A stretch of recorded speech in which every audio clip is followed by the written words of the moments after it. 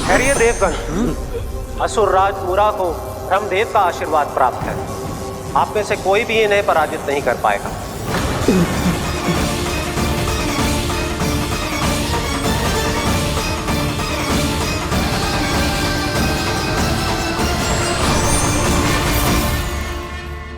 एक अवसर और देता हूं देवराज, युद्ध या अधीनता, क्या उत्तर है तुम्हारा देवराज?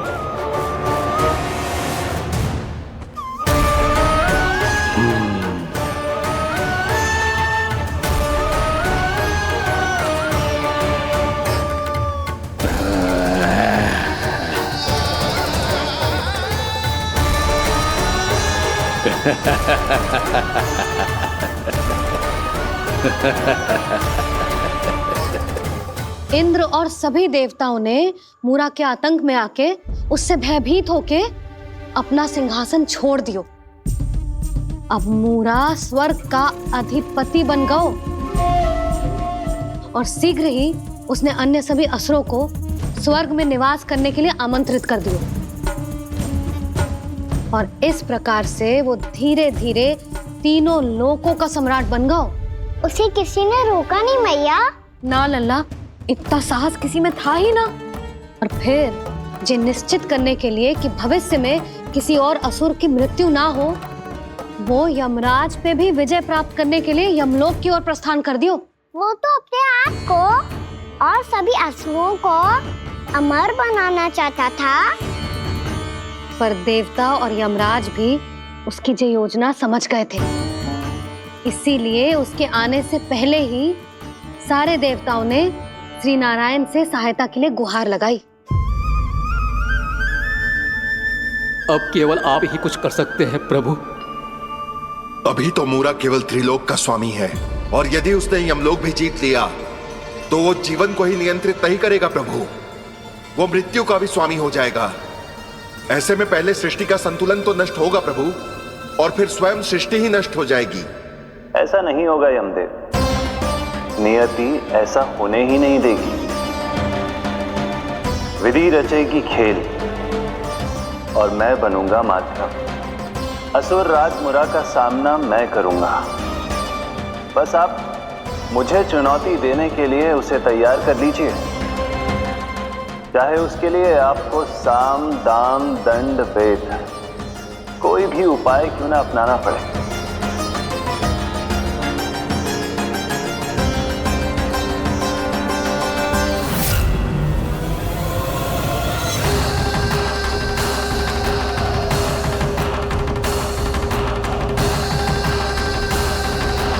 आप तो मेरी प्रतीक्षा में पहले से ही खड़े हैं यमदेव। तब तो आपने मेरी चुनौती के बारे में भी सुना ही होगा। कहिए, क्या उत्तर है आपका? मेरा स्वागत करके अपना राज्य त्यागेंगे या मेरा सामना करके अपने प्राण? असुर राज मूरा का सामना मैं करूंगा। बस आप मुझे चुनौती देने के लिए उसे तैयार कर लीजिए, चाहे उसके लिए आपको साम दाम दंड भेद कोई भी उपाय क्यों ना अपनाना पड़े।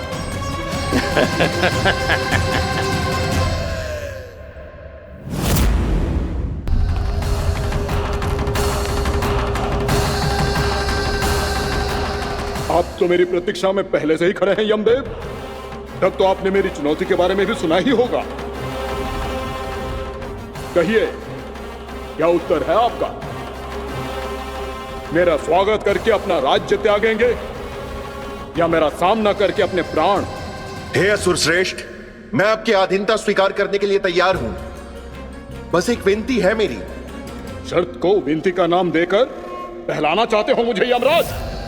असुर राज मूरा के सामने शर्त रख पाओ, इतना सामर्थ्य नहीं है तुम में। इसका आभास है मुझे असुरराज, पर मैं आपकी अधीनता स्वीकार करूं इससे पहले आपको स्वामी धर्म का पालन करना होगा।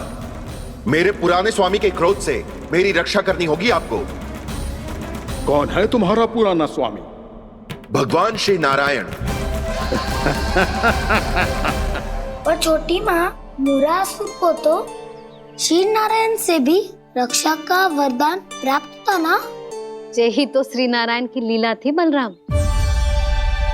पर वो राक्षस अपने दम में जे समझ ही ना पाओ कि वो क्या भूल करने जा रहा है, और पहुंच गो भगवान श्री नारायण को चुनौती देने के लिए।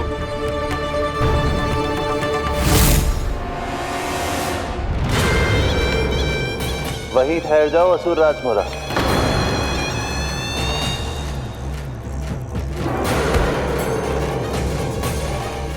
यहाँ क्यों आए? आपको पराजित करने और ये वैकुंठ जीतने, ताकि मैं यमलोक का स्वामी बन सकूं। फिर आओ, युद्ध भूमि में मेरा सामना करो।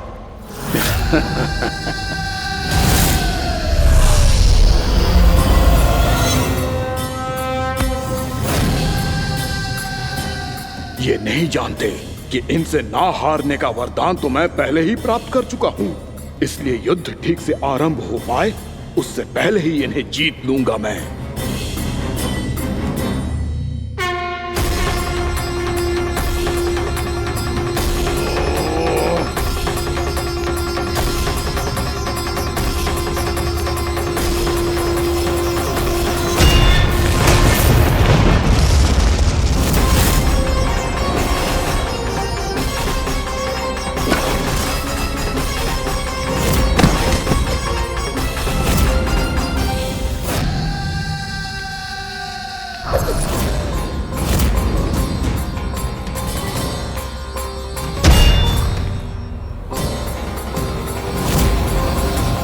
और इस प्रकार जे युद्ध वर्षों वर्षों तक चलता रहो।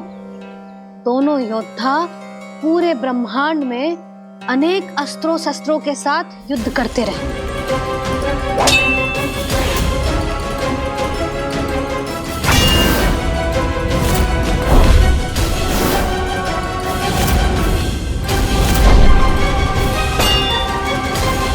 फिर क्या हुआ मैया?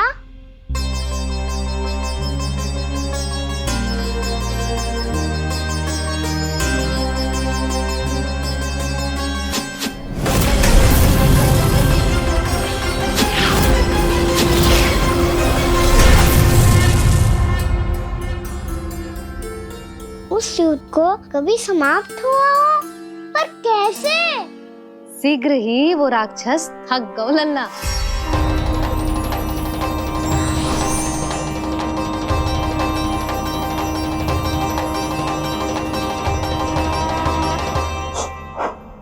खड़े खड़े देख क्या रहे हैं नारायण?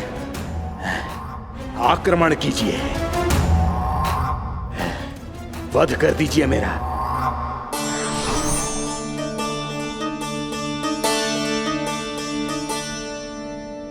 मैं तुम्हारी वीरता से प्रभावित हूं, इसीलिए इतनी थकान की स्थिति में मैं तुम जैसे वीर पर आक्रमण नहीं करूंगा। जाओ विश्राम करो। यदि फिर से युद्ध करने की इच्छा हो तो तुम्हारा स्वागत होगा।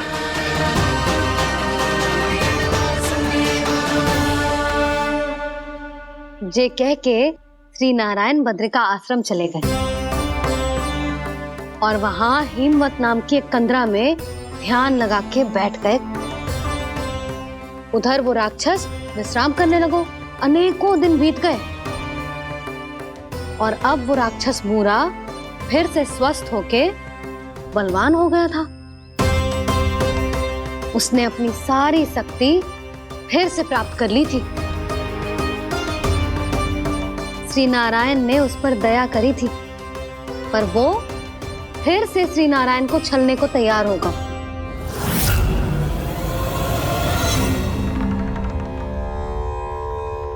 ध्यान में बैठे बैठे श्री नारायण योग निद्रा में चले गए,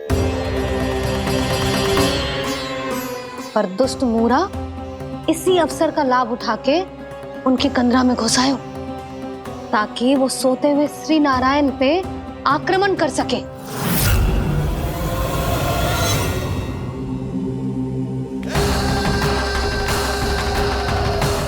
आज इस लंबे युद्ध को जीतकर अपने इस अंतिम शत्रु का भी अंत कर दूंगा मैं।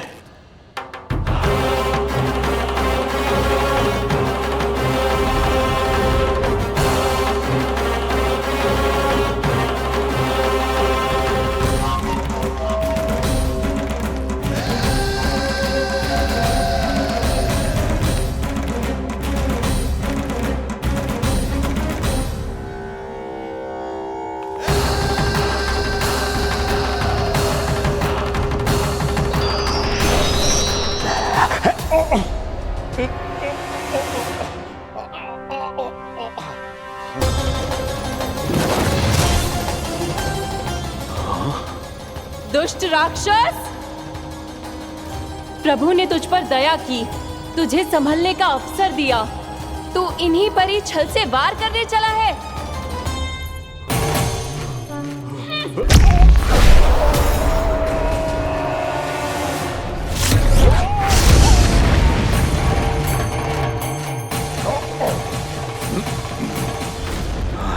मैं अजय हूँ, मुझे कोई पराजित नहीं कर सकता। ब्रह्मा का वरदान है मुझे।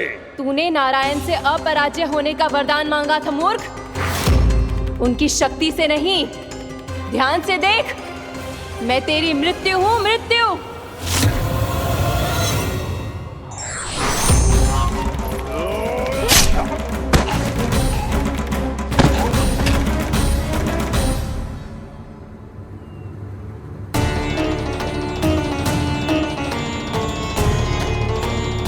वो देवी कौन थी छोटी माँ? और कौन बलराम, वो ही तो थी देवी एकादशी।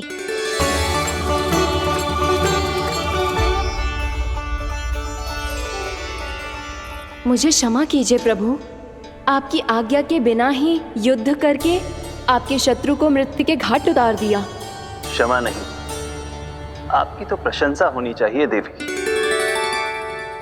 असुर राज को मारकर आपने सभी देवताओं को मुक्त करवाया है। इस पापी के अहंकार से तीनों लोकों की रक्षा की है आपने। आप एकादशी की तिथि पर मेरी एकादश इंद्रियों से उत्पन्न हुई हैं। इसीलिए मेरे सभी भक्त आपको उत्पन्न एकादशी के नाम से जानेंगे। सभी तिथियों में आपका स्थान सर्वश्रेष्ठ होगा।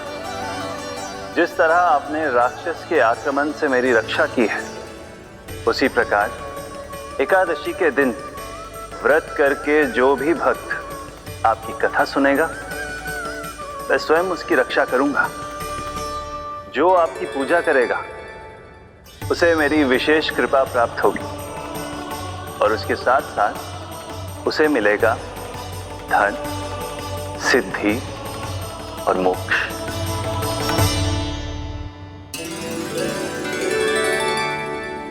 इसीलिए आज के दिन व्रत रखने का बहुत अधिक महत्व होता है। बोलो एकादशी मैया की जय। बोलो श्री नारायण भगवान की जय।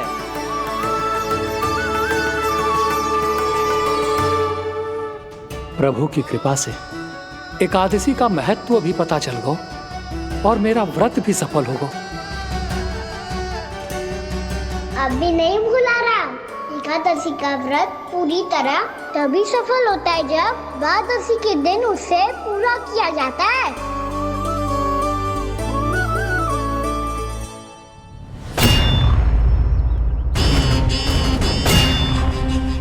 आवश्यक है आपको यह आभास होना कि उस विष्णु अवतार को पराजित करने के लिए आपके साधारण योद्धाओं में वो सामर्थ्य नहीं है।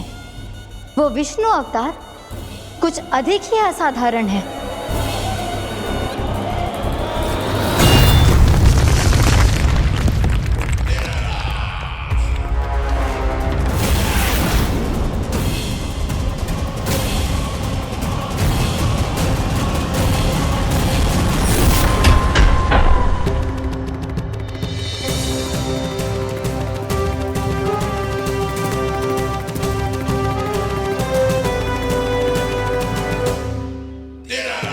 अब मैं दिखाऊंगा उस विष्णु अवतार को असाधारण शत्रु क्या होता है।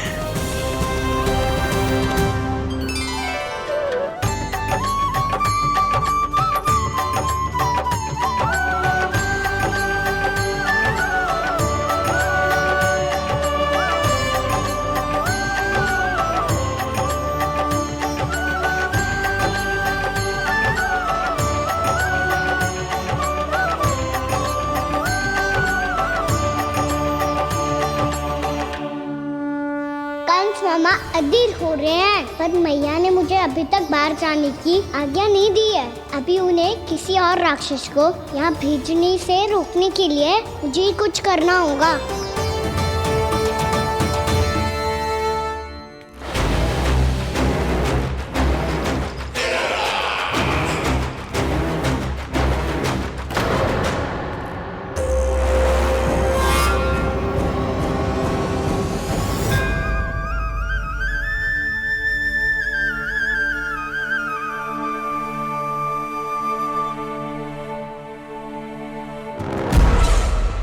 कौन हो तुम?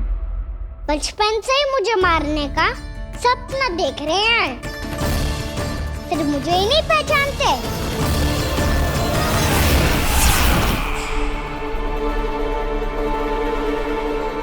बचपन से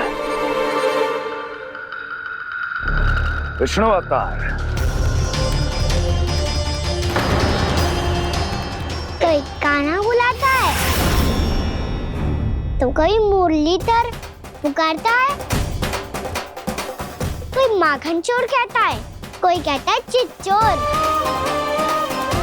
पर विष्णु अवतार इस नाम से तो बस आप ही मुझे बुलाते हो मामा जी। इतना साहस, ये तो यहाँ आ गया है।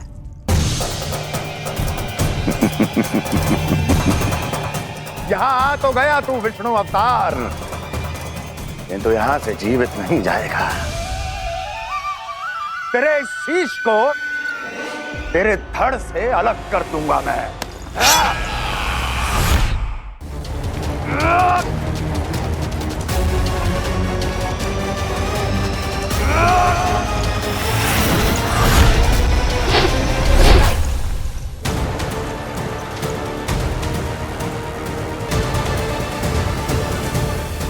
कहाँ देख रहे हो मामा जी? मैं तैयार हूँ।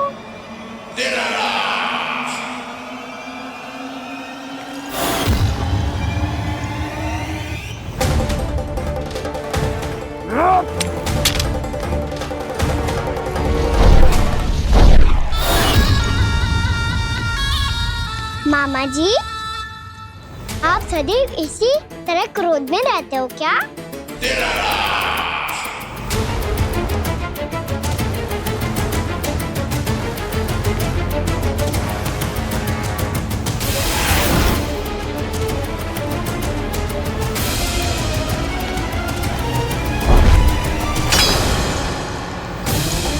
छोड़ मेरी तलवार को।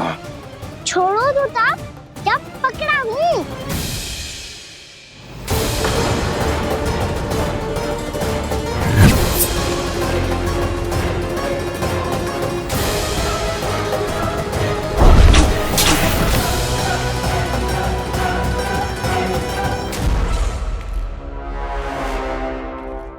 मामा जी,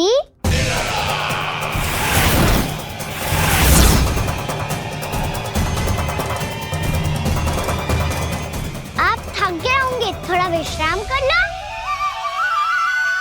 आपका तो पता नहीं, मैं अवश्य थक गया हूँ।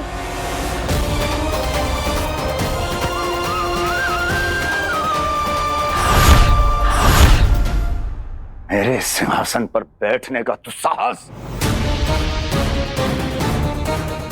अभी तो बस अभ्यास कर रहा था मामा जी। भविष्य में मुझे तो बैठना है यहाँ। आपने बल प्रयोग करके से अपने पिताजी से छीना था, मैं आज से छीन लूंगा। जो छल और बल से लिया जाए वो अधिक समय तक टिकता नहीं है मामा जी।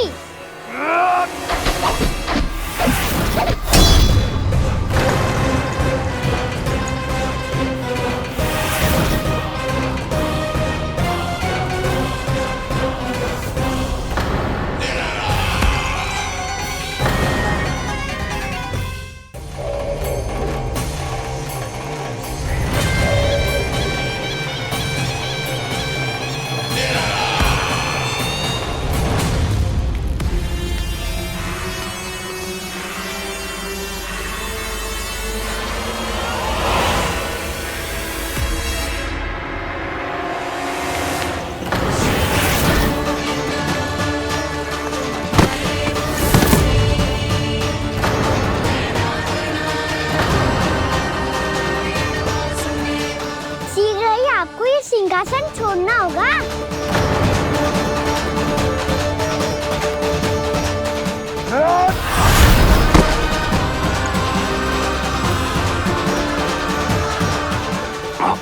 वो मेरा सिंहासन छीनना चाहता। वो आ रहा है, वो आ रहा है।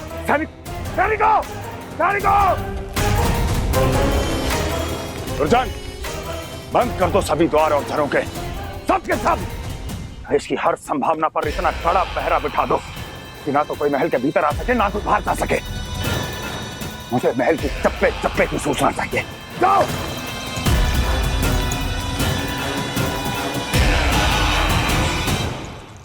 सिंहासन।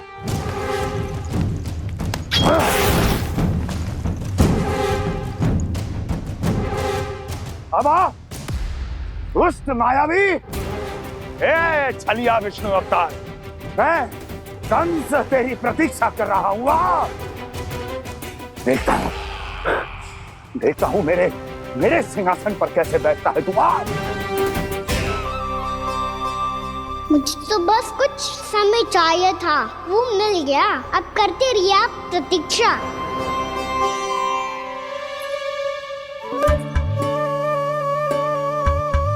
जी अपने आप से बातें क्यों कर रहे हैं जी?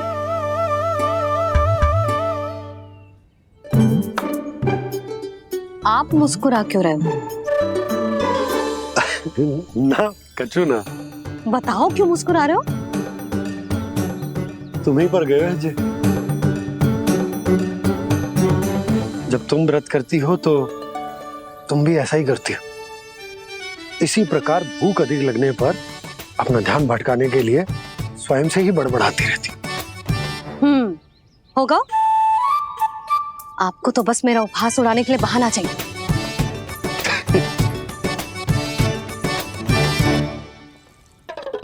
नन्ना, भूख लगी है? ना मैया, व्रत करे तो भूख कैसे लगेगी?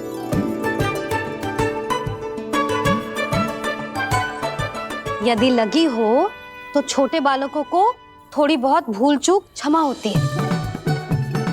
कछु ना तो फल तो तू खा ही सकते है। अब तो पूरे नियम और विधि विधान से व्रत तोड़ूंगा। कल द्वादशी के सुबह मुहूर्त के अनुसार।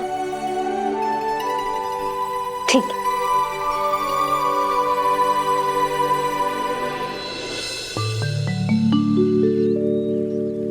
लल्ला, एकादशी समाप्त हो गई है, द्वादशी लग गई है।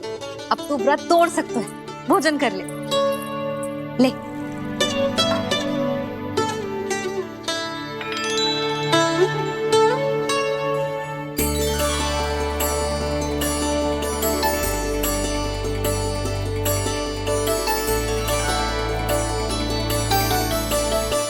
आज तो कार्य कर लीजिएगा।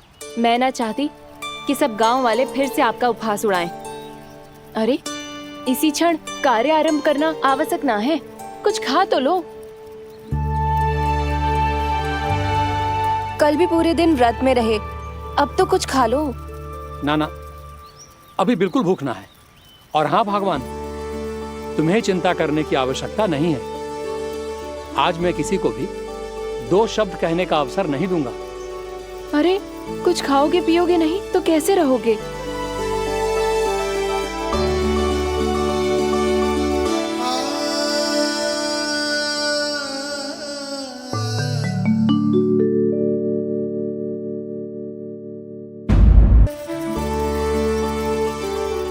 अरे, इसी क्षण कार्य आरंभ करना आवश्यक ना है। कुछ खा तो लो।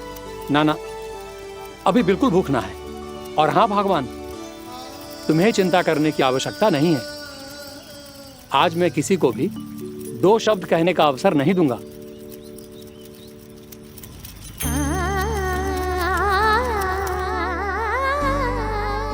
ठहर, मैं तेरे लिए मट्ठा लेके आती हूँ।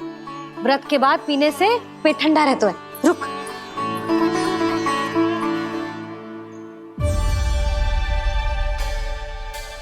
भक्तों ने अभी तक व्रत नहीं तोड़ा है, मैं कैसे तोड़ लूं? भूख कहाँ से होगी? श्री हरि नाम से पेट तो भर लेते हो। श्री हरि श्री हरि श्री हरि।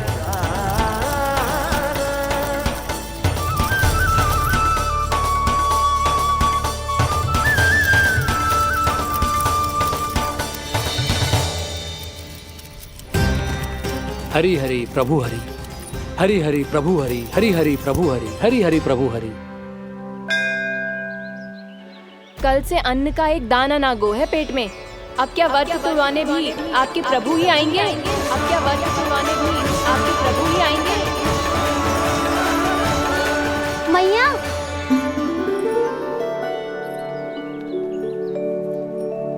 मैया पहले व्रत तोड़ के कच्चू खा तो लो। अभी ना, लौट के आने के बाद। हाँ,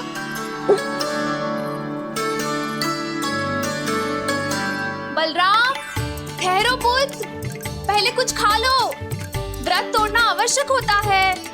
मैया ने एकादशी का महत्व बताया।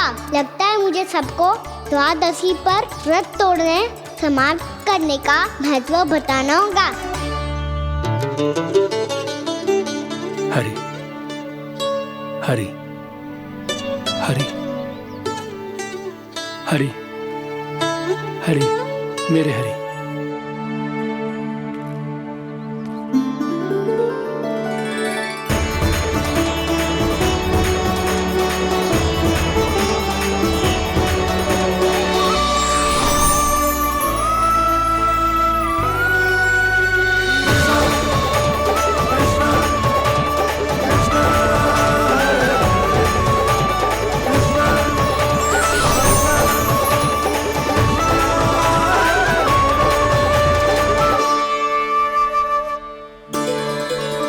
अभी अभी तो मैंने बच्चों की मां को वचन दिया था कि आज किसी को शिकायत करने का अवसर ना दूंगा, और अब मैं प्रभु श्री हरि की कल्पना जसोमती रानी के लल्ला में ही करने लगा। ना ना, ये ठीक ना है।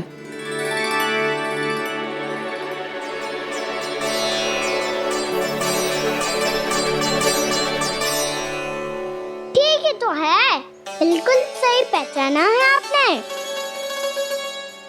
बड़े तो बड़े, अब तो बालक भी हमारा उपहास उड़ाने लगे।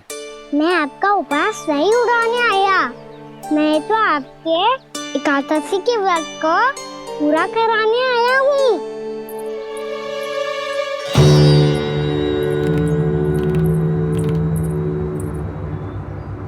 कान्हा,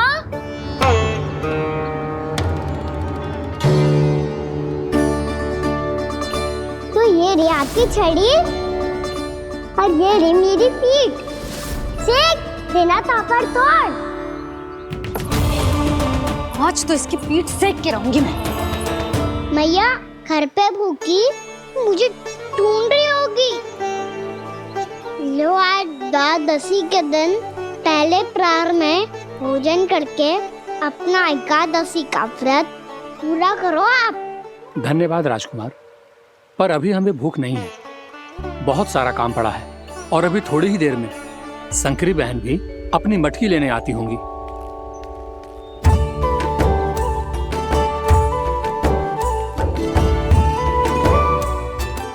पर मैं आपका व्रत पूरा कराए बिना नहीं जा सकता।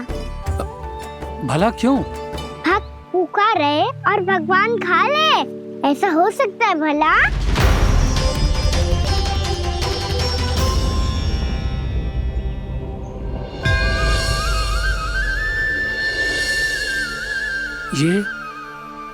ये कैसा भ्रम हो रहा है मुझे?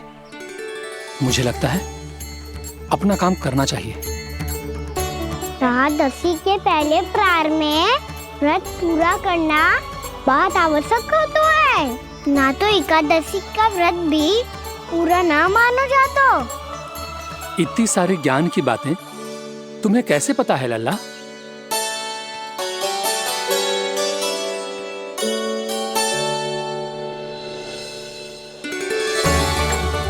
जैसे एकादशी की कथा होती है, वैसे द्वादशी की महिमा भी एक बहुत महत्वपूर्ण कथा है।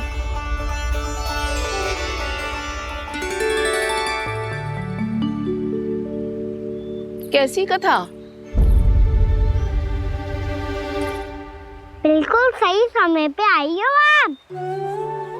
क्योंकि आपको ये कथा आपको अवश्य सुननी चाहिए।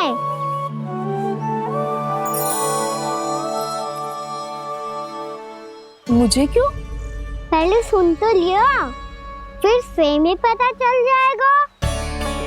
बहुत समय पहले एक राजा हुआ करते थे, राजा अम्बरीश।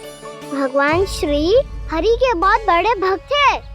ओम नमो नारायणाय। ओम नमो नारायणाय।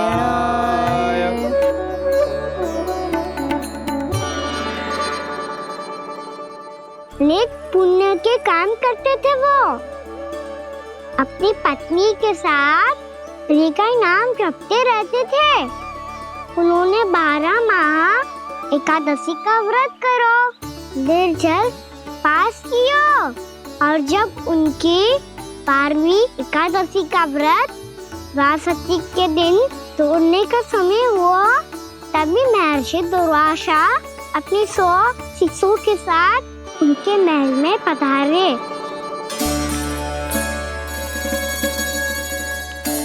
प्रणाम स्वीकार करें महर्षि। आप जैसे महान ऋषि मेरे राज्यसभा में आए, वो भी ऐसे अवसर पर जब मैं और मेरी पत्नी निरंतर 12 एकादशियों के बाद अंतिम एकादशी का व्रत तोड़ेंगे। इससे बड़े सौभाग्य की क्या बात हो सकती है हमारे लिए। आज आपके साथ साथ मेरा और मेरे शिष्यों का एकादशी व्रत भी पूरा होगा। संभव है प्रभु की इच्छा यही हो कि हम सब अपना व्रत एक साथ तोड़ें।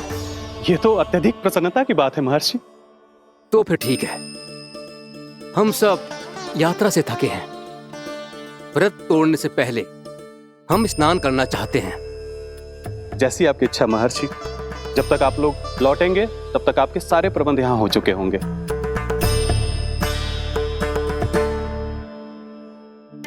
महर्षि दुर्वासा स्नान करने गए थे, पर उन्हें लौटने में विलंब हो रहा था, और इधर द्वादशी पर व्रत पूरा करने का मुहूर्त बीता जा रहा था।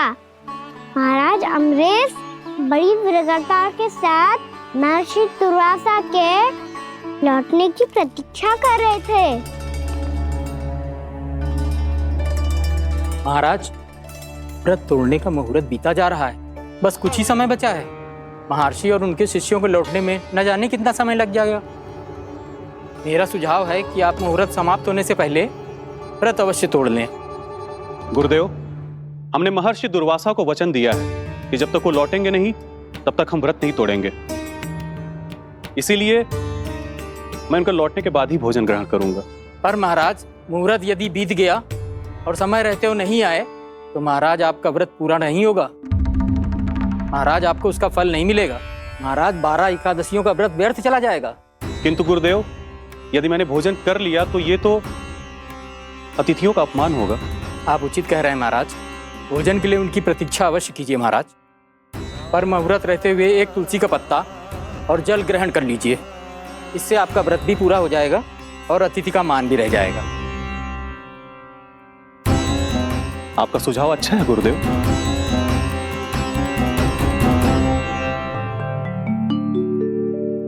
जैसे ही महाराज ने तुलसी का पत्ता खाया,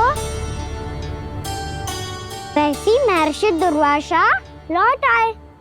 महाराज,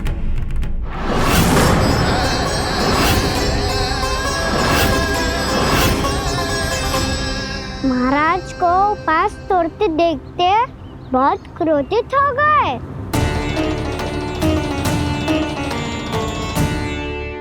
बहुत बड़े भक्त हैं आप, परंतु आप ये नहीं जानते अपने अतिथियों के साथ कैसा व्यवहार करना चाहिए। आपने हमें साथ भोजन करने का वचन दिया था, पर अपना व्रत क्यों तोड़ा आपने? महर्षि, मैंने भोजन नहीं ग्रहण किया। कहीं मुहूर्त न निकल जाए इस कारण मैंने एक तुलसी का पत्ता ग्रहण कर लिया। 56 भोग खाया हो या एक पत्ता, अपना व्रत तोड़कर अतिथियों का अपमान किया है, मेरा अपमान किया है। अब आपको दंड भोगना होगा ताकि आप सीख पाएं कि अतिथियों के साथ कैसा व्यवहार होना चाहिए। महर्षि, महर्षि, आप जो भी दंड मुझे देंगे मुझे स्वीकार है, किंतु आप क्रोधित मत होइए। क्रोध का कारण आपने दिया है महाराज। एक महर्षि का अपमान करके राक्षसी प्रवृत्ति का परिचय दिया है आपने, इसीलिए अब एक राक्षसी आपको दंड देगी।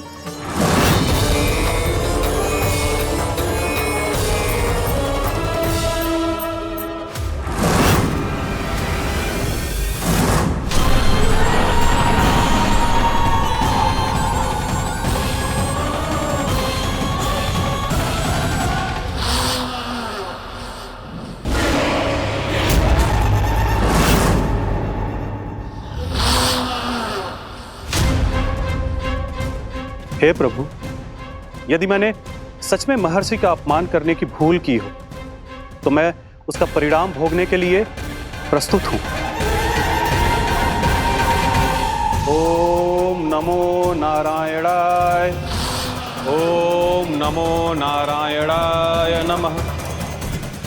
महर्षि दुर्वासा को यह आभास ही नहीं था कि महाराज अम्बरीश ने उनका अपमान नहीं किया था, फिर भी उसे अपमान मान के वो श्री नारायण के भक्त पे संदेह कर रहे थे। मैंने भी तो भोला राम की भक्ति पे संदेह किया था। हे नारायण, ये क्या पाप हो गया मुझसे।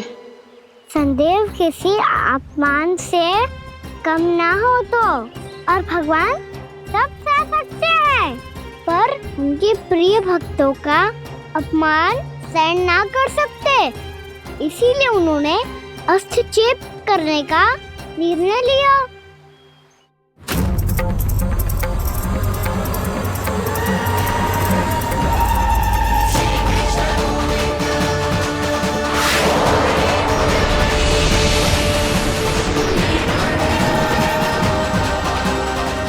ओम नमो नारायणाय।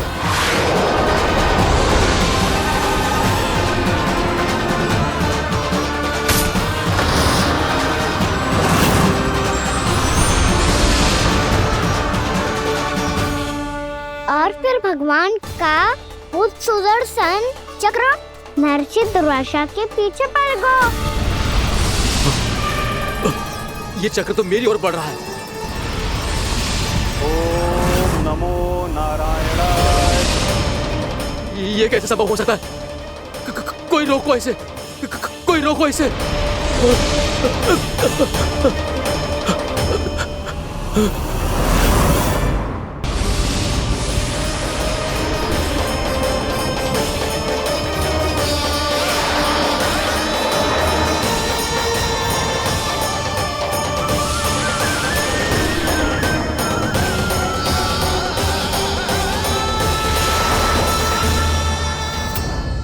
चक्र से अपने प्राण कैसे तैसे बचाते बचाते महर्षि दुर्वासा ब्रह्मलोक जा पहुँचे। ब्रह्मदेव, रक्षा कीजिए ब्रह्मदेव, सहायता कीजिए, मुझे बचाइए ब्रह्मदेव, रक्षा कीजिए। ये सुदर्शन चक्र मेरे प्राणों के पीछे पड़ गया है, मुझे बचाइए ब्रह्मदेव, मुझे बचाइए। महर्षि, मैं चाहकर भी आपकी सहायता नहीं कर सकता। ऐसी स्थिति में यदि कोई कुछ कर सकते हैं तो वो है सुदर्शन चक्र के स्वामी विष्णु, क्योंकि सृष्टि में केवल वही है जो इसे नियंत्रित कर सकते हैं। वो ही इसे वापस लौटने का आदेश देकर आपके प्राणों पर छाए हुए संकट को दूर कर सकते हैं। किंतु हां, मैं सुदर्शन चक्र से इतना अवश्य कहूंगा कि जब तक आप विष्णु लोक में पहुंच नहीं जाते, वो आपको किसी भी प्रकार की हानि ना पहुंचाए। आपका बहुत बहुत धन्यवाद, आपकी सदा ही जय हो।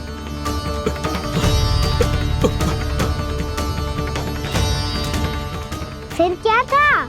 भागते भागते महर्षि दुर्वासा सीधे भगवान श्री हरि के शरण में बैकुंठ पहुंच गए। त्राहिमाम प्रभु, त्राहिमाम, मुझे बचाइए, मेरी सहायता कीजिए प्रभु, मेरी सहायता कीजिए। मैं आपके इस चक्र और ऊर्जा से नहीं भाग सकता प्रभु, कृपया करके अपने सुदर्शन को रोकिए, इसे वापस लीजिए प्रभु। यह असंभव है महर्षि। एक बार सुदर्शन चक्र मेरे हाथों से छूट जाए तो अपना उद्देश्य पूरा किए बिना, मेरे भक्तों की रक्षा किए बिना वापस नहीं लौटता। कोई तो उपाय होगा प्रभु, कृपया करके मेरे प्राण बचाइए प्रभु। मैं सुदर्शन की ऊर्जा से जलकर भस्म नहीं होना चाहता प्रभु। आप जो कहेंगे मैं करूंगा प्रभु। मेरी सहायता कीजिए प्रभु, मेरी सहायता कीजिए। मुझे नहीं लगता कि आप वो कर पाएंगे। मैं अवश्य करूंगा। मैं अपनी प्राण रक्षा के लिए कुछ भी करूंगा प्रभु। आपने मेरे भक्त राजा अम्बरीश को भक्ति का कर्तव्य निभाने के लिए अपमानित और दंडित किया है महर्षि, पर भक्त की रक्षा करना भगवान का कर्तव्य है। इसलिए यदि आप भक्त राजा अम्बरीश के पास जाकर क्षमा याचना करें और यदि वो आपको क्षमा कर दे तो ही ये चक्र आपके प्राण लिए बिना लौट सकता है। अन्यथा आप तो जानते हैं महर्षि, मेरे भक्त का अपमान मेरा अपमान। भक्त का अपमान भगवान के अपमान से कम ना हो तो है। महर्षि दुर्वासा को भी ये बात समझ आई और फिर उन्होंने महाराज अम्बरीश से क्षमा याचना की। महाराज महाराज महाराज महाराज महाराज मुझे क्षमा करें महाराज, मुझसे बहुत बड़ी भूल हो गई महाराज, मुझसे बहुत बड़ी भूल हो गई महाराज। महर्षि, आप हमारे चरण छुए ये उचित नहीं। महाराज महाराज अम्बरीश, आप नारायण के सच्चे भक्त हैं। मैंने आपको अपमानित किया, दंडित करने का प्रयास किया महाराज। इस अपराध के लिए मुझे क्षमा कीजिए महाराज, और इस सुदर्शन चक्र से मेरे प्राण बचाइए महाराज।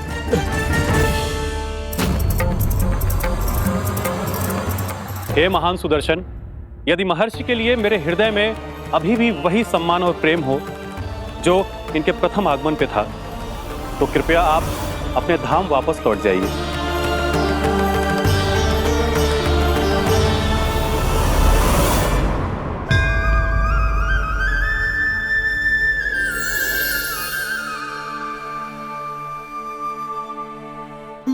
आपका बहुत बहुत धन्यवाद महाराज अम्बरीश। मैं आपको आशीर्वाद देता हूं कि आप देवराज इंद्र के समान शक्तिशाली हों। आपकी कीर्ति का पताका 10 दिशाओं में फहराए। मेरी बस एक ही इच्छा है महर्षि, कि मैं आपके साथ अपना उपवास तोड़ सकूं। अवश्य महाराज, हम सब भोजन आपके साथ करेंगे और अपने आप को नारायण की सेवा में अर्पित करके व्रत को पूरा करेंगे, क्योंकि आज जो यहाँ हुआ है उससे सिद्ध हो चुका है कि एकादशी व्रत का फल द्वादशी की सुबह भोजन करने से ही प्राप्त होता है। इस कथा से हमें पता चलता है कि सभी को द्वादशी के सुबह भर पेट भोजन करके एकादशी का व्रत पूरा करना चाहिए। और दूसरी बात, भगवान की सच्ची भक्ति अपमान कभी ना करना चाहिए। उनके साथ सदैव प्रेम से व्यवहार करना चाहिए। यही भगवान को सबसे अधिक प्रिय है। भैया भोलाराम, मैंने भी श्री हरि पे तुम्हारे विश्वास का उपहास उड़ाया था, मुझे क्षमा कर दो। ना ना, आप क्षमा मांगकर मुझे लज्जित मत करो। आप तो मेरी बहन जैसी हैं। जब महर्षि दुर्वासा जैसे महान ऋषि को भी प्रभु के भक्त से क्षमा मांगनी पड़ी, तो मैं तो बहुत ही तुच्छ हूँ। मुझे आपकी किसी भी बात का बुरा ना लगा। पर पता है प्रभु को कौन सी बात सब भूला रखता है? कौन सी बात? जब उनका भक्त भूखा रहे, हमें भी अपना व्रत पूरा ना करे। और जैसा कि आप सभी ने अभी कथा से सीखो है, एकादशी के व्रत को द्वादशी की सुबह अवश्य पूरा करना चाहिए। अब आप जाओ, अपना व्रत पूरा करो।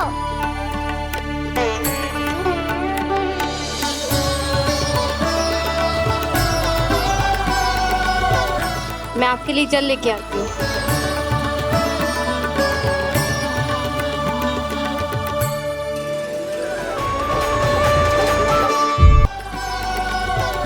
मैं आपके लिए जल लेके आती हूँ।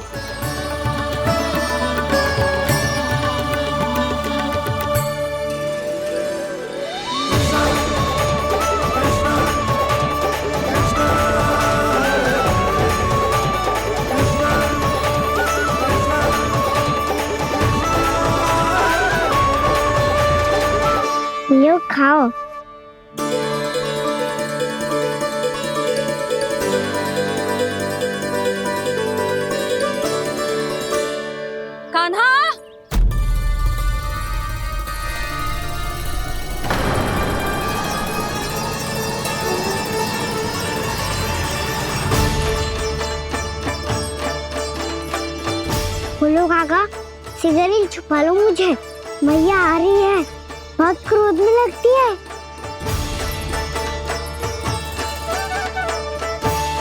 आज तो बहुत दंड मिलेगा। अभी क्षण भर पहले तो ये साक्षात भगवान के रूप में बात कर रहे थे और अब अचानक ही ऐसे बालक बन गए जो मैया से दंड मिलने के भय से व्याकुल हैं। बोला काका, किस सोच में पड़ गए? सिगरेट छुपा लो मुझे।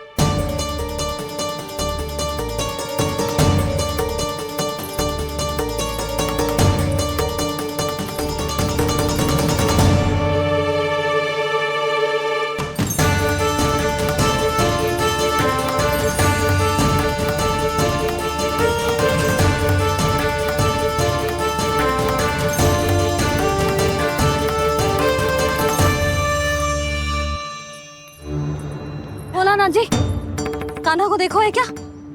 मैंने तो अपने प्रभु को देखा है। मैं अपने लल्ला को ढूंढ रही हूँ, उसे देखो है आपने? वही तो मैं भी कह रहा हूँ जसोदा रानी, मैंने सिर्फ और सिर्फ अपने प्रभु को देखा है। ये तो अब भी अपनी भक्ति में ही खोया हुआ है, इससे पूछ के कछु लाभ ना है, मुझे ही ढूंढना पड़ेगा।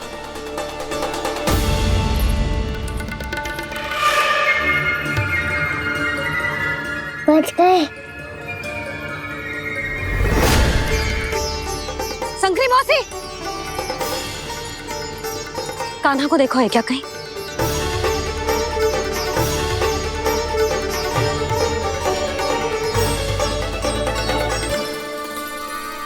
बोला काका, मुझे सिगरेट निकालो ना यहाँ से, मैया फिर से इधर ही आ रही है। सब कहते थे श्री हरि मेरे घर ना आ सकते। देखो आज प्रभु आ गए, उन्होंने अपने हाथ से मेरा व्रत पूरा कराया। हाँ आते हैं और आगे भी आएंगे हमारे श्री हरि हमसे मिलने और आके मोक्ष देंगे, है ना?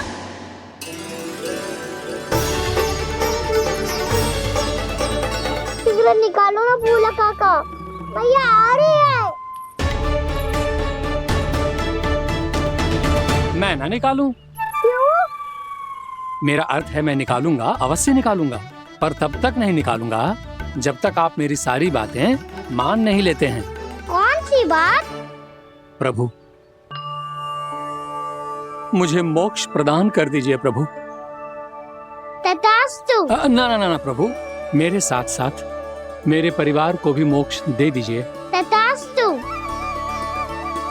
अब तो निकाल दो, मैया देख लेंगी। ना प्रभु, मेरे परिवार के साथ मुझसे जुड़ी हुई हर वस्तु, जीव जंतु, प्राणी, गाय बैल भैंस, सभी को मोक्ष प्रदान कर दीजिए प्रभु। तथास्तु। प्रभु, आप सच में अद्भुत हैं। मैंने जो मांगा आपने बिना सोचे समझे सब प्रदान किया। मैं ही अपनी मांगे बढ़ाता रहा। प्रभु, प्रभु मुझे क्षमा कर दीजिए। प्रभु मुझे क्षमा कर दीजिए।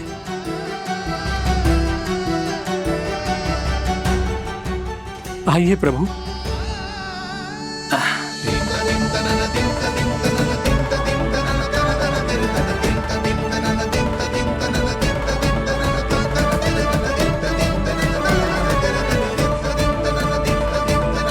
प्रभु, आप तो प्रभु हो, हरि हो, भगवान हो। आप चाहते तो इस मटके से स्वयं निकलकर बाहर आ सकते थे, फिर मेरी आपने हर इच्छा क्यों पूरी की? क्योंकि मेरे भक्त की इच्छा पूरी करने में मुझे भी प्रसन्नता मिलती है। ना तो मैं अपने भक्तों का अपमान सह सकता हूँ और ना ही उनकी इच्छा अधूरी रहने दे सकता हूँ।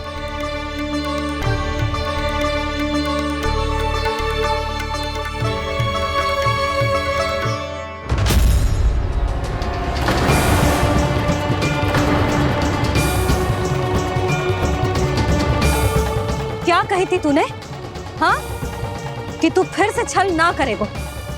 फिर मुझे बिना बताए घर से बाहर कैसे निकलो? क्षमा करना मैया, पर जो आपने सिखाया था मैंने तो उसी का ही पालन करो है।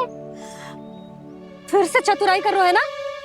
हाँ? आप ही ने तो कही थी ना, यदि कछु करने से किसी को हानि ना पहुंचती हो या फिर किसी अच्छे कार्य में सहायता हो रही हो तो आज्ञा लेने की आवश्यकता ना होती। यदि तेरे कछु करने से किसी और की कोई हानि ना हो रही हो या किसी के अच्छे कार्य में सहायता हो रही हो तो मुझसे आज्ञा लेने की आवश्यकता ना है। तो किस अच्छे कार्य के लिए आया है यहाँ? एकादशी की सुबह एकादशी का व्रत खोल के भोजन करा जाता है। ये बात ना तो भोला काका को पता थी, ना शंकरी मासी को और ना ही किसी और को। और तुझे पता थी? हाँ, मेरी मैया ने बहुत अच्छे से सिखाया है मुझे। जैसे कल तूने एकादशी कथा सुनाई थी ना, आज वैसे ही तेरे लल्ला ने सबको द्वादशी कथा सुनाई है। सच्ची यशोदा रानी जी, इसने तो हमारी आंखें ही खोल दी। और भाभी, सच तो ये है कि मुझे भी ना पता था कि ये इतना बड़ा ज्ञानी है और इतना अधिक समझदार।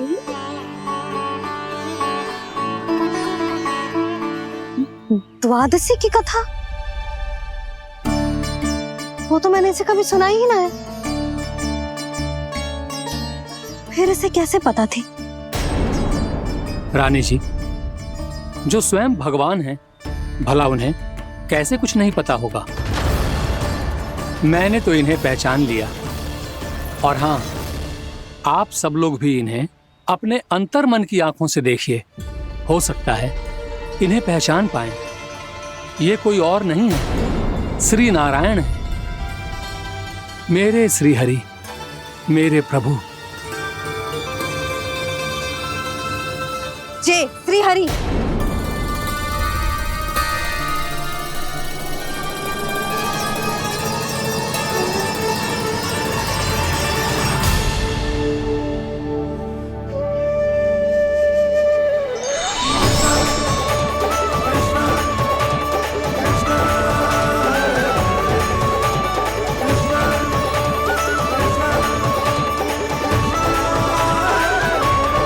ये क्या कर दिया भोला? जिस रास्ते को मैंने इतनी कठिनाई से बचा के रखा था, सबके सामने उसे उजागर कर दिया तुमने।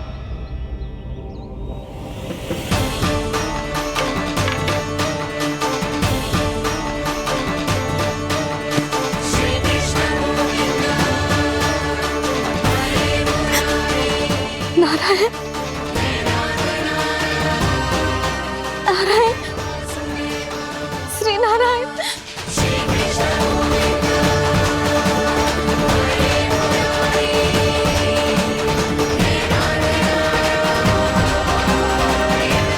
श्री नारायण।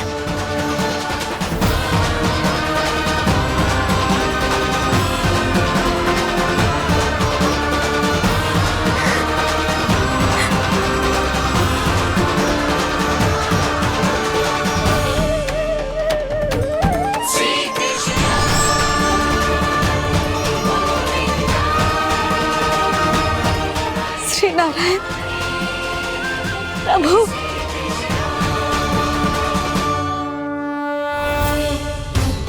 जिस रास्ते को इतने यत्न से संभाल के रखा था, आज वो सबके सामने खुल गया।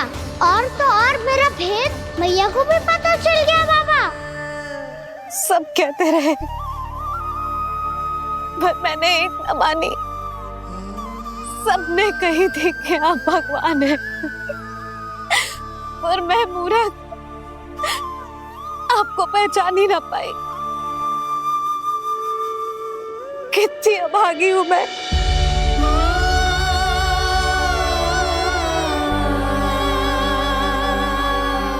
जिस मुंह से मुझे आपकी महिमा गानी चाहिए थी, उसी मुंह से मैंने आपको डांटा है।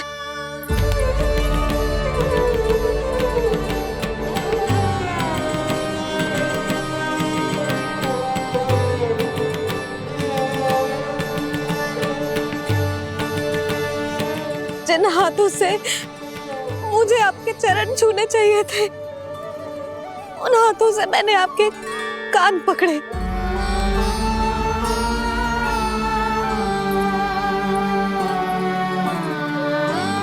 मुझे तो आपकी सेवा करनी चाहिए थी प्रभु, और मैंने आपको दंड दिया,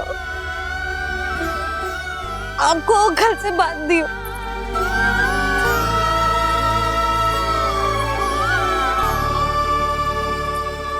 बावली हो गई थी प्रभु, अपने श्री नारायण को, अपने प्रभु को एक साधारण सा बालक समझ लियो मैंने। मैं आपके लिए भगवान नहीं हूँ मैया, साधारण बालक ही हूँ, बस आपका लल्ला।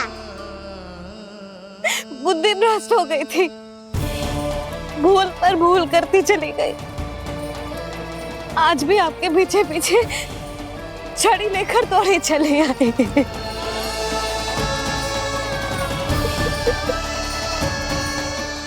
अपने आप को दोष मत दो मैया, आपके ममता के लिए तो जन्म लिया है मैंने।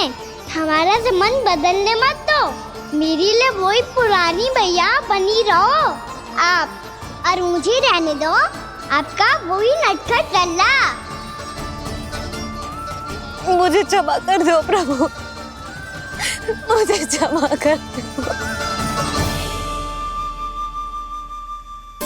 बाबा ये कैसा अंत हो गया आज? मैया तो मुझे भगवान मानने लगी, पर मैं इसे स्वीकार नहीं कर सकता। अभी नहीं बाबा, इतनी शीघ्र नहीं। आप ऐसे खड़े क्यों बाबा? कुछ ऐसा करो ना कि मैया फिर से मेरे मैया बन जाए। उनकी दृष्टि में भक्ति नहीं, ममता चाहिए मुझे। कान्हा, मेरे सामर्थ्य में हो तो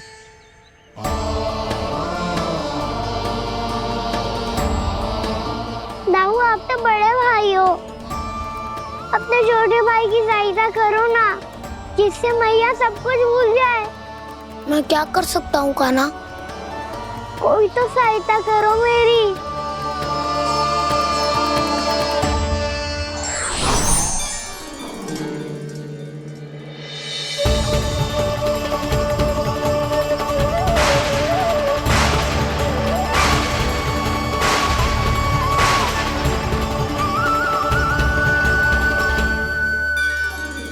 अपने आप को संभालिए प्रभु।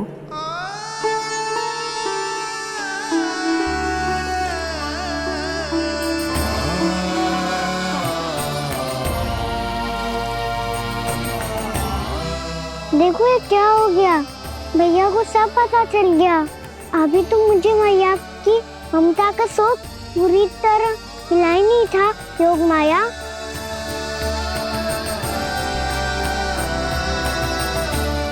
मेरी सहायता करो ना।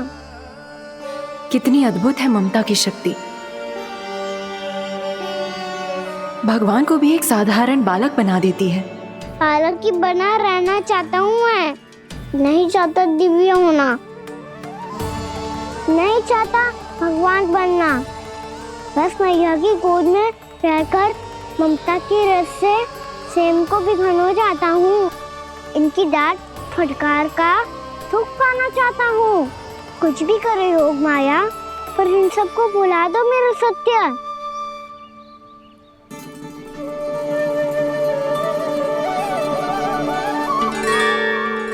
पर इन्हें तो मोक्ष का वरदान मिल गया है प्रभु, इसलिए इनके लिए समय की गति को लौटा पाना संभव नहीं होगा। प्रभु, अब मुझे ये सब भूलने की कोई आवश्यकता नहीं है। मुझसे जो त्रुटि हुई है अब वो दोबारा कभी नहीं होगी, और आज के बाद आपका ये सत्य मैं किसी को नहीं बताऊंगा प्रभु, क्योंकि मुझे पता चल गया है कि आपका यशोमती मैया के लल्ला बने रहना कितना आवश्यक है।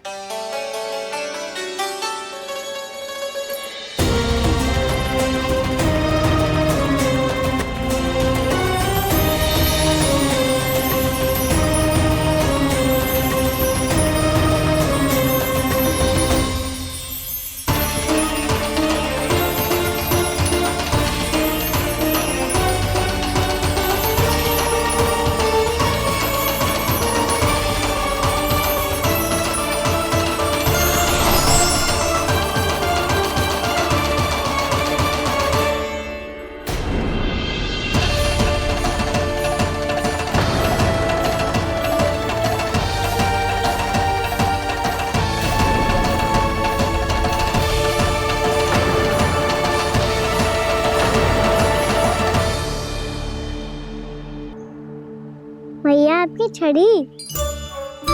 पहले चुपके से भाग जातो है, फिर स्वयं ही छड़ी भी पकड़ा रो है? नटखट कहीं का। हंसी आ रही है? अरे किस बात पे इतनी हंसी आ रही है रे? हाँ?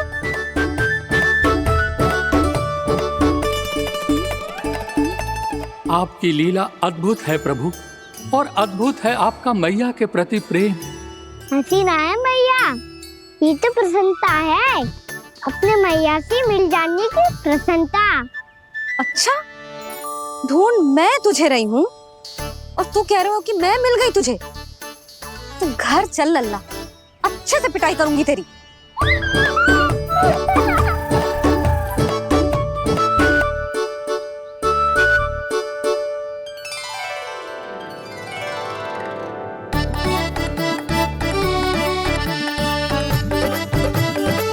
जब पिटाई से गाल लाल होंगे ना तेरे, तब हंसी बंद होगी तेरी। चल।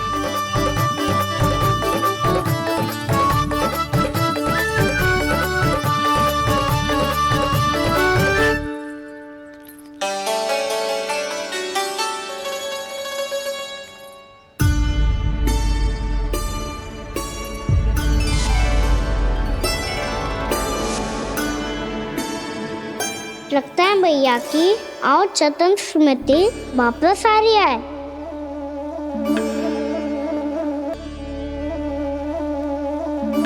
यशोदा, क्या होगो? ना कछु ना। आपको बताऊंगी तो और हंसेंगे मुझ पे। बोल दो, मैं उपास ना उड़ाऊं, सच्ची। देखो देखो इसे कैसे हंस रहा है। मेरे हाथ में छड़ी है, मैया क्रोधित है, पर जे तनिक में बहना लग रहा है इसे। हाँ, हंसे जा रहा है।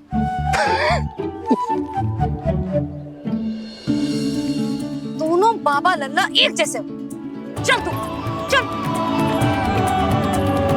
चल। दाऊ, आप तो बड़े भाई हो, अपने छोटे भाई की सहायता करो ना, जिससे मैया सब कुछ भूल जाए।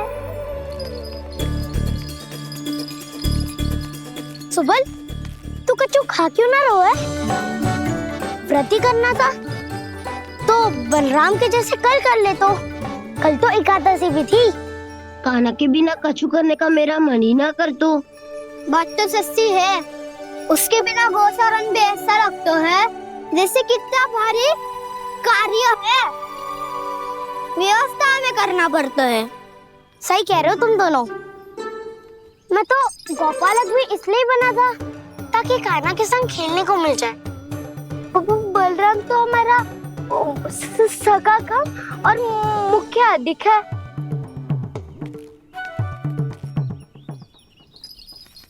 रुक जाओ, तुम सब कुछ देर विश्राम कर सकते हो।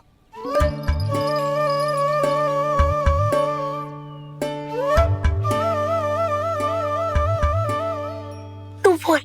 ना मैं ना बोलूंगा, तुम दोनों ही बोलो। और तुम सबका सखा पहले हूँ और टोली का मुखिया बाद में, इसलिए घबराने की आवश्यकता नहीं है। जो भी बात है बिना हिचक बता सकते हो मुझे। तो फिर कुछ ऐसा करो ना कि कान्हा फिर से हमारे साथ गोचारण करने के लिए आने लगे।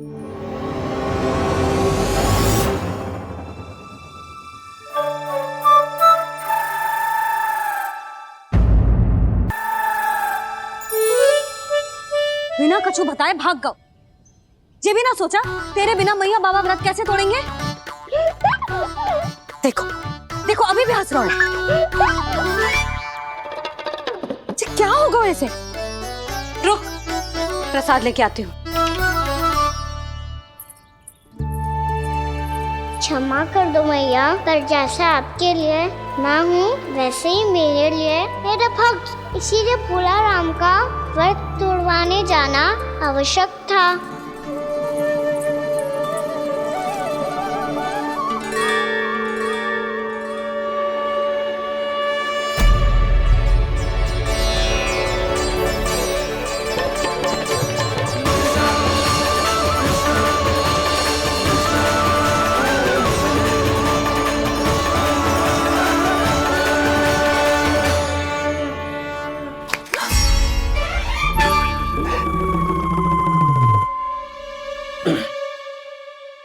सुधा, फिर से खो गई तुम।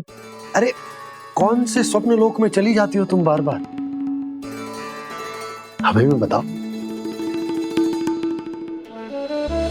माया का प्रभाव ममता पर अधिक समय तक नहीं रह पाता प्रभु। अरे बोलो ना यशोदा, क्या सोच रही थी?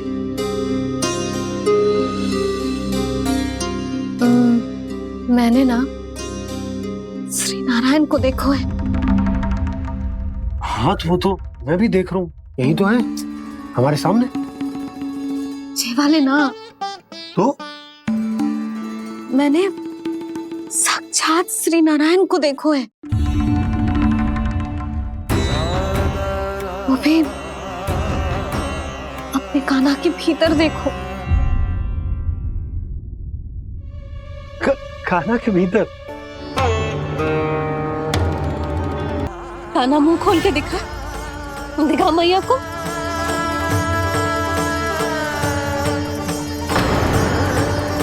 इसमें तो बस मिट्टी है, तो जो मैंने देखा वो क्या था?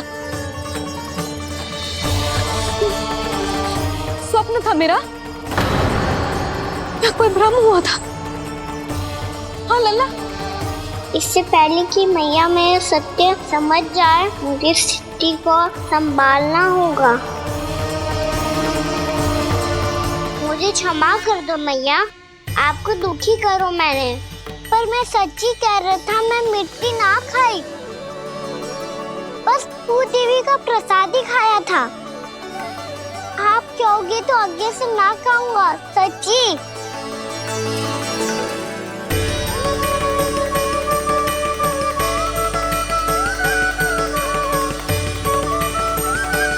बस बस लल्ला बस, इसमें विशेष शक्ति ना हो सकती। ये तो इतना भोला है कि मिट्टी को भूदेवी का प्रसाद समझ के खा खाओ। मुझे क्षमा कर दो मैया। ये दूसरी बार हुआ है मेरे साथ। क्या मैं बावली हो गई हूँ? ना ना, मैं तो पूरी तरह ठीक हूँ। फिर क्या कारण हो सकता है इसका? अरे प्रसाद का समय हो गया है और मैंने अभी तक कुछ बनाओ भी ना है। आज फिर से गुड़ ही चढ़ाना पड़ेगा। मैं आए दिन भोग में गुड़ चढ़ा रही हूँ, अवश्य इसीलिए मिट्टी को गुड़ का प्रसाद समझकर खा गो मेरा कान्हा।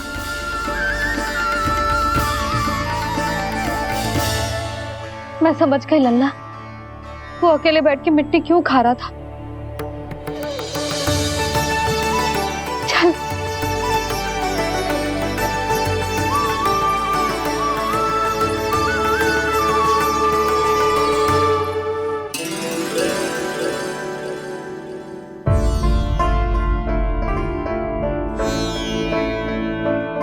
मुझे क्षमा कर दो प्रभु।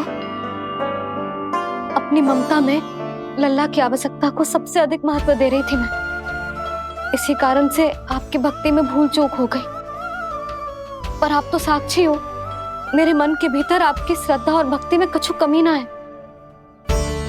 पर हाँ, कर्म कांड और विधि विधान में ऊंच नीच है तो अनुचित ही। पर आज जो मैंने देखो है ना, उसने मुझे मेरी भूल का आभास करा दिया है नारायण। मैया चुपचाप हाथ जोड़ करके पूजा कर। फिर क्या सीख रहे हैं ना? ताकि नारायण तुझे सद्बुद्धि दे। इस सृष्टि में जो भी होता है ना लल्ला, सब इन्हीं की इच्छा से होता है। और हम बार बार अपनी अज्ञानता के कारण इनके विधान पर प्रश्न उठाने लगते हैं। हम ये भी ना सोचते कि प्रभु की लीला पर संदेह करने का अधिकार ना है हमें। समस्या चाहे कितनी भी बड़ी क्यों ना हो, सही समय पर नारायण सही मार्ग दिखा ही देते हैं, जैसे आज उन्होंने मुझे दिखाओ है। आज आपने मेरी आंखें खोल दी नारायण। पति, संतान, परिवार सब महत्वपूर्ण होते हैं, पर आपकी भक्ति भी उतनी महत्वपूर्ण होती है। अब से इस बात का पूरा ध्यान रखूंगी मैं। सच्ची निष्ठा और भक्ति से आपकी पूजा करूंगी, भोग अनुष्ठान और सेवा करूंगी। वैसे नारायण, सच्ची बात तो ये है कि सब इसी के कारण हो रहा है। इसके कारण आजकल मुझे समय ना मिलता है। मैया, मेरी सेवा ही तो नारायण की सेवा है।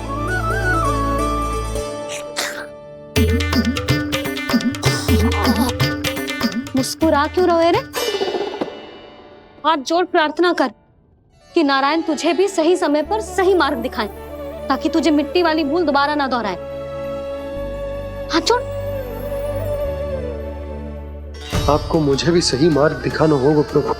एक और मेरी प्रजा है तो दूसरी ओर मेरा लल्ला। मैं किसका हित साधूं? किसी एक का त्याग कैसे कर दूं मैं?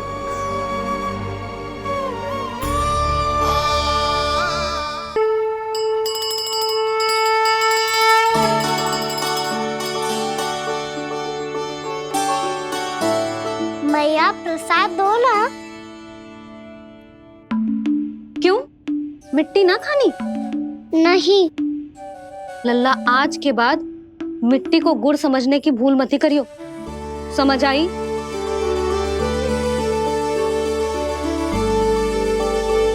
जा विश्राम कर।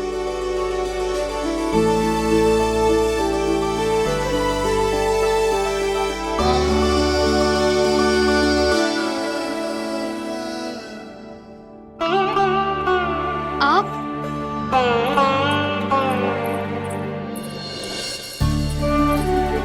लो जी, मुझे ना आपसे बहुत महत्वपूर्ण बात करनी है। मेरे साथ आओ, चलो। बहुत आवश्यक बात करनी है। बैठो, बैठो जी। सुनो जी, आप विश्वास ना करोगे आज मेरे साथ क्या हुआ है। पर पहले ये बताओ, आप मेरा उपहास ना उड़ाओगे ना, पिछली बार के जैसे?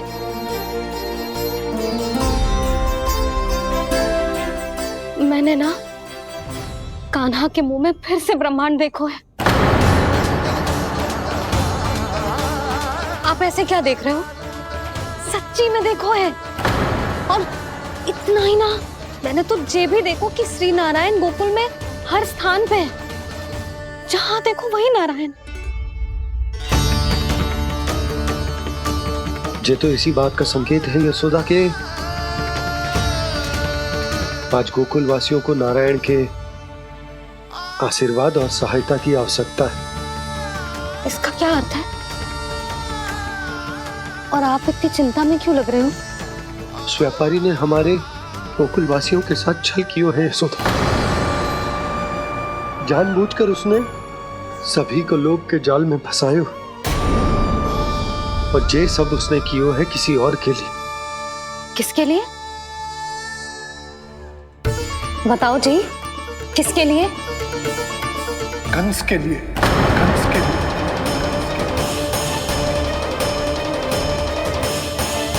उसे कंस नहीं भेजा था यहाँ।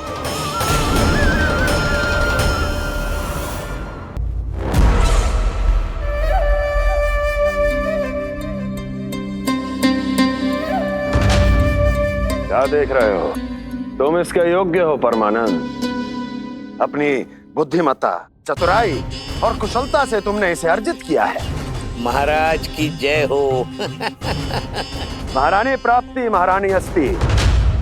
हमें तो लगता है कि परमानंद को हमारे मंत्रिमंडल में होना चाहिए। परमानंद, जिस प्रकार तुमने गोकुल वासियों को अपनी चतुराई के चक्रव्यूह में फंसा दिया है, अद्भुत था वो, अद्भुत।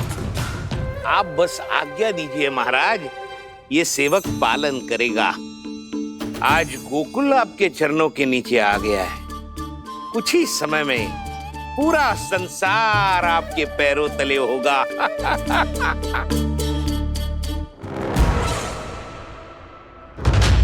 आपको सच में लगता है महाराज कि गोकुल वासी अपने वचन का पालन करेंगे और जीवन भर अपना दूध, दही, घी और माखन हमें निःशुल्क देते रहेंगे? भोले हैं वो, भक्त हैं, और यही उनकी सबसे बड़ी दुर्बलता है। और यही दुर्बलता उन्हें विवश कर देगी। और उससे भी आनंद की बात है ये कि उनका राजा नंद अपनी प्रजा को जीवन भर कष्ट सहते देख नहीं पाएगा और दौड़ता हुआ भागता हुआ यहाँ आएगा मेरे चरणों में अपने उस पुत्र के साथ। पर वो तो महाराजा है ना, उसे कछु कमी है क्या? फिर हमारे भोले भाले गोकुल वासियों को क्यों फंसा रहे हैं जी? ना ना, बात कछु और है। सच्ची सच्ची बताओ, क्या चाहता है वो? कहीं बाबा ये ना बता दे कि कंस मामा ने यह सारा छल मुझे मथुरा बुलाने के लिए रचा है। मैया की ममता भय में बदल जाएगी। ऊपर से देखो तो बस दूध दही माखन का छोटा सा छल है, पर इसके पीछे कोई बहुत बड़ा षड्यंत्र छुपा है इसका। आप जानते हो ना क्या है? मुझे ना बताओगे? बताओ बताओ जी। यशोदा, वो चाह तो है कि मैं दरबार में जाऊं और साथ ले जाऊं। साथ ले जाऊं? बाबा क्या कर रहे हो, संभालो। किसे साथ ले जाऊं? गांव वालों की दया की पुकार को, उनकी सहायता की गुहार को। उसने कहलवाई है कि मैं हाथ जोड़कर उसके सामने विनती करूं, तभी वो गांव वालों को निःशुल्क उत्पाद देने की व्यवस्था से मुक्त करेगा। अब मुझे समझ ना आ रहा कि मैं क्या करूं। जब हमें कछु समझ में ना आए ना, तो सारी चिंता श्री नारायण पर छोड़ देनी चाहिए जी। तुम सत्य कह रही हो यशोदा, सारी चिंता नारायण पर ही छोड़ देनी चाहिए।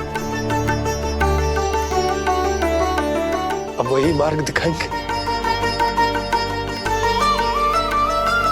जी सारी गोपियों पर तो बड़ा संकट आ गया जी।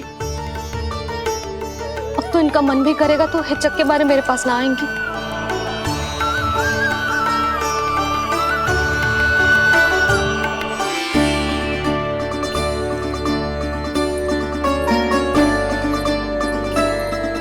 बाबा तो पूरी तरह भूल गए हैं प्रभु, ये सच में आप कौन हैं?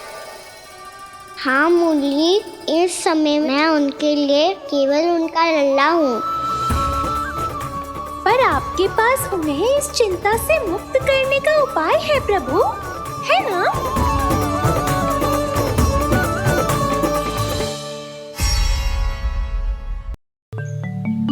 हे नारायण, आज मेरी प्रजा और मेरा लल्ला दोनों ही गहरे संकट से घिर गए। आपको मेरी सहायता करनी होगी।